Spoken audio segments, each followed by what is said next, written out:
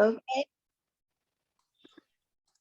Good morning, everyone. I'm Pauline Chung. I'm the Director of Operations and Communications for the San Mateo Area Chamber of Commerce.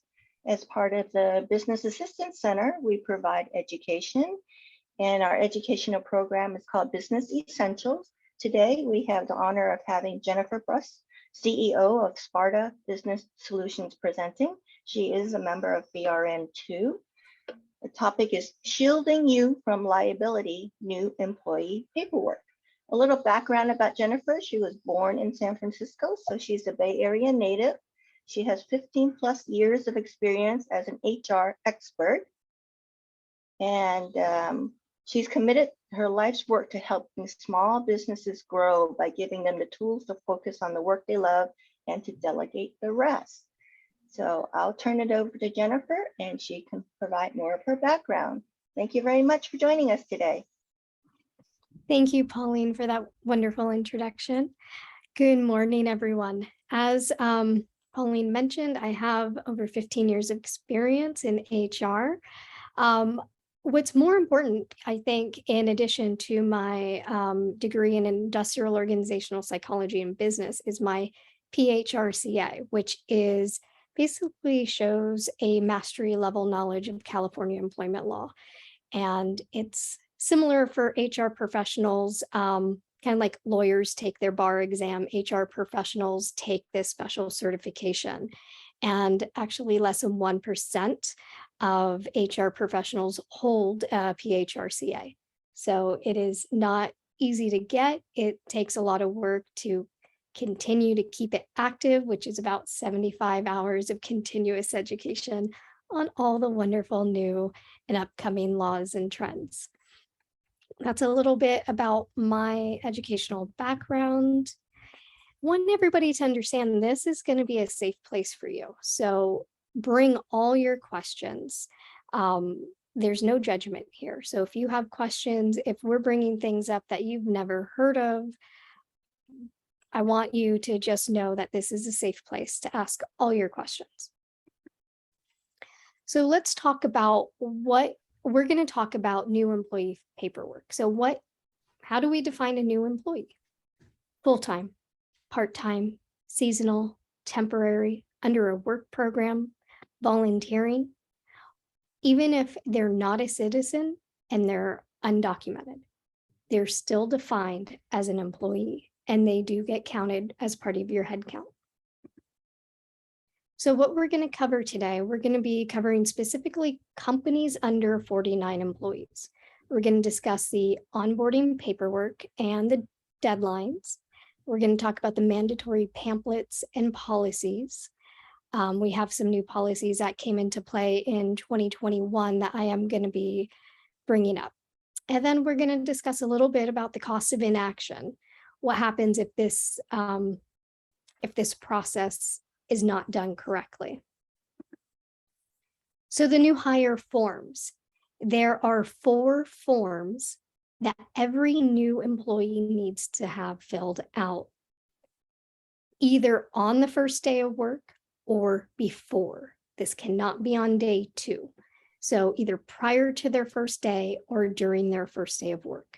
It is the federal I-9 form, the W-4, the DE-4, which is the California Withholding Certificate, the DE-34, which is the new employee report. That is a form that also needs to be sent to EDD within the first 20 days of hire. And then if you're bringing on any minors, the B-1-4. This is what the I-9 form looks like. A lot of you have seen this. This is the federal form. Now, keep in mind, this form on the 3rd page gives a list of acceptable documentation.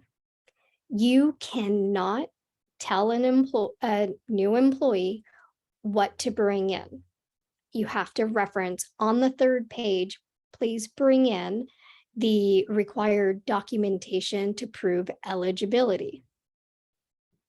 Because they can choose, and actually here I have it in front of me.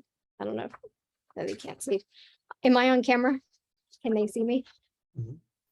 This is a list. They either bring something from list A or something from list B and C, but it's their choice and you cannot be specific on what you request. Now, keep in mind, when they bring in the identification, you have to make copies of it. And there is on the second page a section that you have to fill out on the I-9. You have to copy their identification on the second page of the I-9 to complete the form and make photocopies of their identification to keep in your personnel records. Here is the W-4.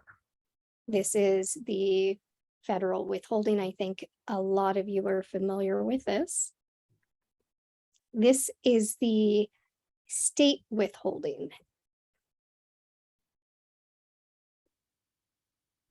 And then this is the report of a new employee to the Employment Development Department. This is a form that is required within the first 20 days of hire. All right, now that the required paperwork is done, there are required pamphlets that every employee needs to be given at the start of hire. Number one is workman's compensation pamphlet. Personal chiropractor or acupuncturist designation form. So this is something for them to fill out. So if for any reason they are injured while at work, there are forms that they can fill out to have their personal doctor representing them. A disability insurance pamphlet, the form DE 2515, paid family leave pamphlet, form DE 2511, sexual harassment pamphlet, rights of victims of domestic violence, sexual assault, and stalking pamphlet, wage and employment notices to employees. The harassment, discrimination, and retaliation prevention policy also is a requirement, and you need a confirmation of receipt from your employees. So they have to sign off on that they received it. And if you have more than 10% of your workforce speaking in Spanish, that policy has to be provided in Spanish as well.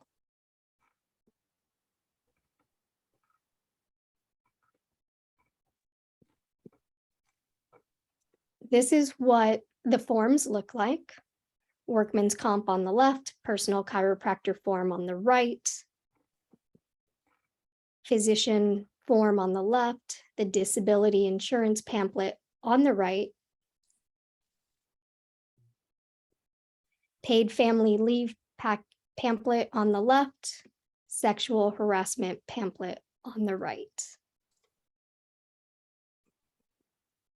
And then this is rights of victims of domestic violence, sexual assault, and stalking pamphlets. There's multiple pamphlets, so you can choose whichever one.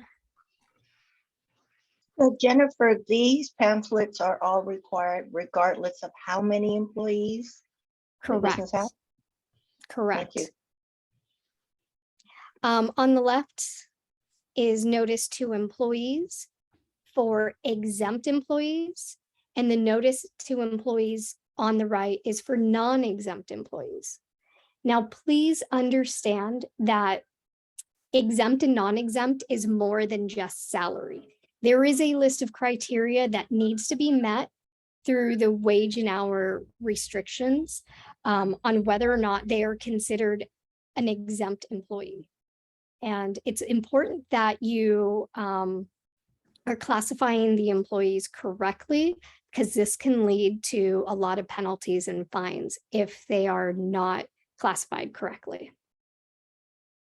And it can get quite hefty. Okay, so in 2021, California Families Rights Act, there was a big change here because the California Family Rights Act got expanded from 50 or more employees to companies with 5 or more employees. So this allows leave to care for a parent, spouse, domestic partner, child, and now grandchildren, grandparents, and siblings, or their own health condition, bonding with the newborn or an adopted child, or foster care. So this is up to 12 weeks of protective leave.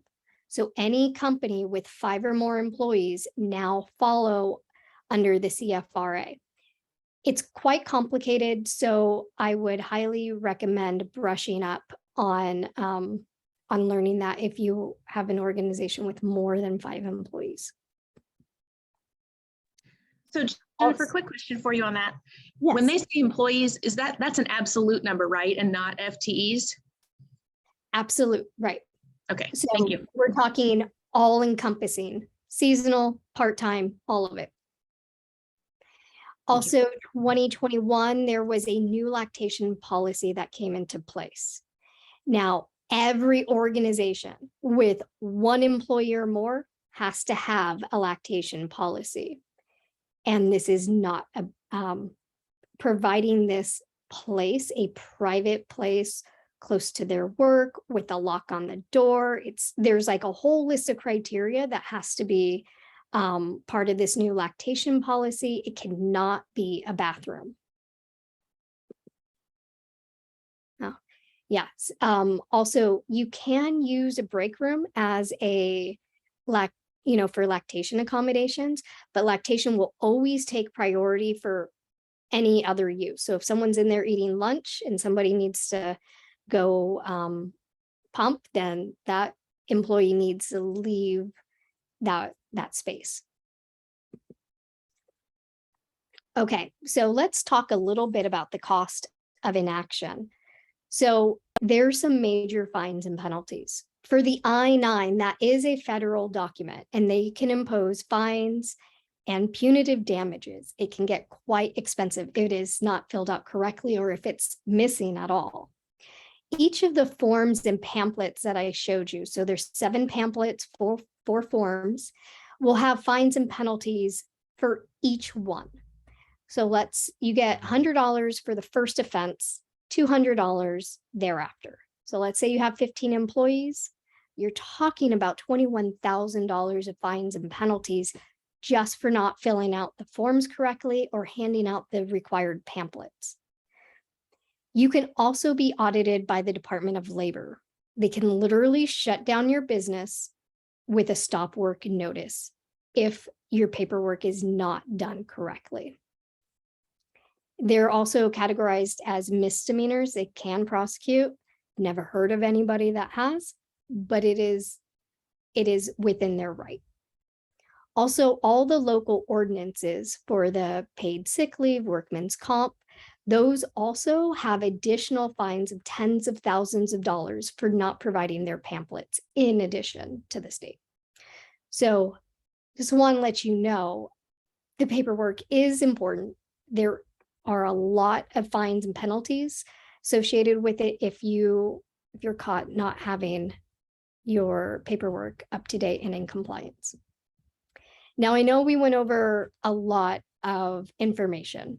If you guys want a free onboarding checklist of everything we went over today, send me an email, and in the subject line, put onboarding checklist. So you can email me, Jennifer at spartahrbiz.com.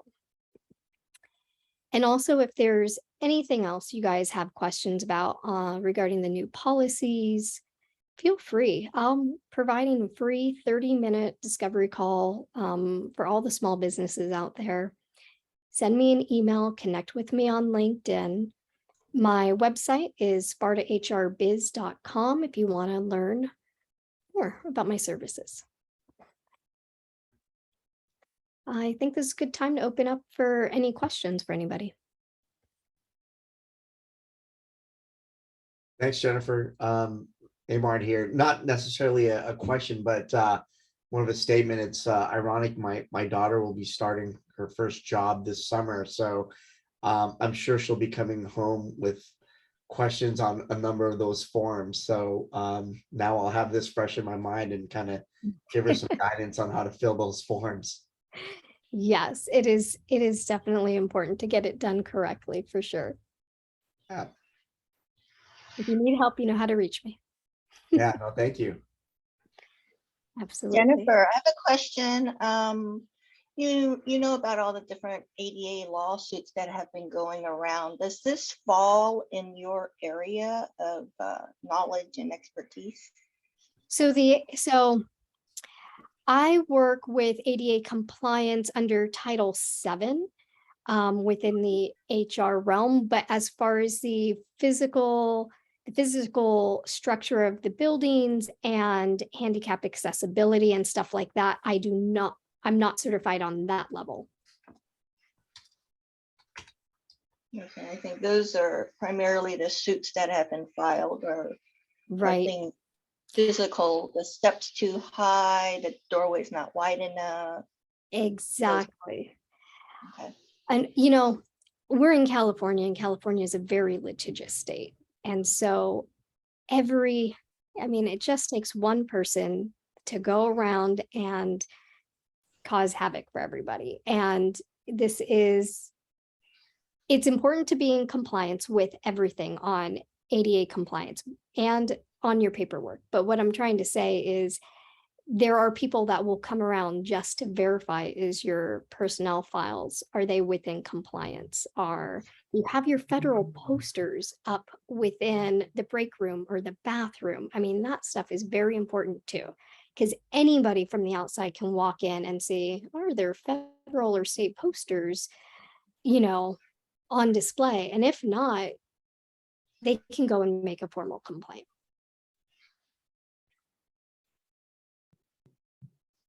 Jennifer, this is really helpful. Could you talk for a second about the form BI4? Say that again. You had a thing about the form BI4 for minors. Oh, yes. Okay, so I don't have an example of that. So minors are given through their school a specific form, like a work release for minors. And it comes from their school, and they need to get signed off on it for an employee to fill out. Also, it's important to know if anybody's bringing on an employee that is underage, there's a new law that they have to go through special training. Whoever is supervising that minor has to go through additional training for mandatory reporting. You know how a therapist is a mandatory reporter and so is a school teacher? Well, now in the work environment, any employer that brings on somebody underage, they have to make sure their supervisor goes through a specific training. And sexual harassment training is part of the onboarding process, but you have 6 months from the start, their first day, you have 6 months to get them trained in sexual harassment training. And that has to happen every 2 years if they're a regular employee. And even if they came from another job that they just completed their sexual harassment training 3 months prior, let's say it's been under a year, you are still responsible to train them again within the first 6 months of hire. Got it. And where would we find information on that? Which the sexual harassment The training? mandatory reporting and any of those requirements, including the training. So the state has some trainings on the sexual harassment. I don't know if they have it for the minors. If you want to email me, I can look into that for you to see what kind of resources are out there for the mandatory trainings. And then what would happen if we hire a minor during the summer and they don't have a form from their school? That is a great question. I would have to look into that for you. Okay, because I actually have that situation with somebody who's coming on board. And I've emailed all the counselors recently, and they're giving out of office responses. So I'm curious how we go about doing this so we can stay in compliance for just a summer job. Right, exactly. exactly. Send me an email with those questions and then I'll look into it and circle back with you. Thank you. You're welcome. So all the underage is under 18, is that the cutoff or what Under age? Under 18 are considered minors. Yes.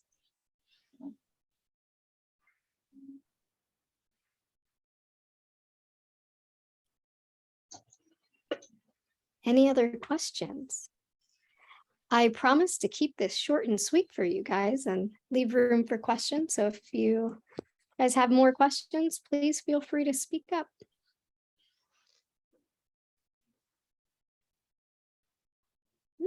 All right. We kept it short and sweet, Pauline.